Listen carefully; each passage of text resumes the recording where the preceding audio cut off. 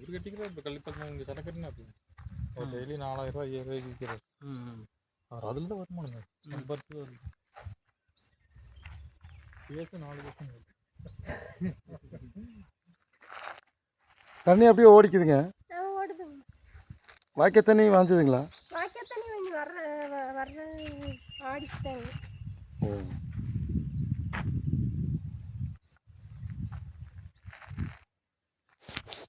மொத்தம் 7 ஏக்கராங்களா? 7 ஏக்கரா. ஒரு தொட்டி 720 வருது. 720 ஒரு தொட்டி. 2 சர்வீஸா? ஒரு சர்வீஸ், ஒரு கிணறு.